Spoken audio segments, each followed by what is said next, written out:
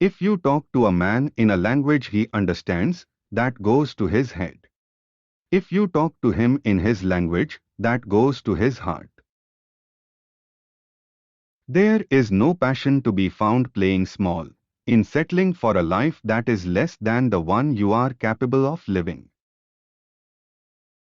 It is better to lead from behind and to put others in front, especially when you celebrate victory when nice things occur. You take the front line when there is danger. Then people will appreciate your leadership. Our human compassion binds us the one to the other, not in pity or patronizingly, but as human beings who have learnt how to turn our common suffering into hope for the future. A good leader can engage in a debate frankly and thoroughly, knowing that at the end he and the other side must be closer and thus emerge stronger. You don't have that idea when you are arrogant, superficial, and uninformed. We pledge ourselves to liberate all our people from the continuing bondage of poverty, deprivation, suffering, gender, and other discrimination. Our daily deeds as ordinary South Africans must produce an actual South African reality that will reinforce humanity's belief in justice, strengthen its confidence in the nobility of the human soul, and sustain all our hopes for a glorious life for all. I have cherished the ideal of a democratic and free society in which all persons live together in harmony and with equal opportunities. It is an ideal which I hope to live for and to achieve. But if needs be, it is an ideal for which I am prepared to die. Running taught me valuable lessons. In cross-country competition, training counted more than intrinsic ability, and I could compensate for a lack of natural aptitude with diligence and discipline.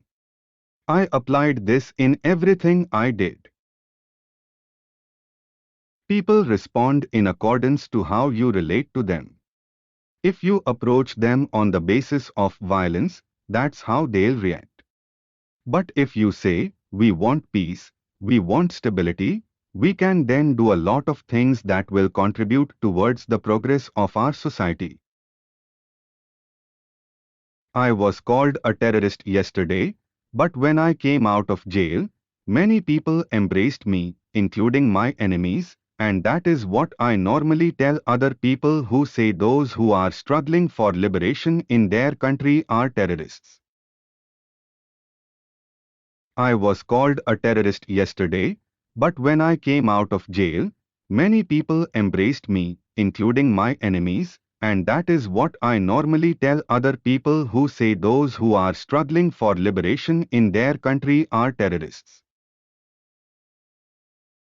I cannot say for certain if there is such a thing as love at first sight, but I do know that the moment I first glimpsed Winnie Nomzamo, I knew that I wanted to have her as my wife. I would wear the blue overalls of the field worker and often wore round, rimless glasses known as Majzavti tea glasses. I had a car and I wore a chauffeur's cap with my overalls. The pose of chauffeur was convenient because I could travel under the pretext of driving my master's car. I dream of the realization of the unity of Africa, whereby its leaders combine in their efforts to solve the problems of this continent. I dream of our vast deserts, of our forests, of all our great wildernesses. If there are dreams about a beautiful South Africa, there are also roads that lead to their goal. Two of these roads could be named goodness and forgiveness. Without education, your children can never really meet the challenges they will face. So it's very important to give children education and explain that they should play a role for their country. There are many people who feel that it is useless and futile to continue talking about peace and non-violence against a government whose only reply is savage attacks on an unarmed and defenseless people. Communists have always played an active role in the fight by colonial countries for their freedom, because the short-term objects of communism would always correspond with the long-term objects of freedom movements. I do not deny that I planned sabotage.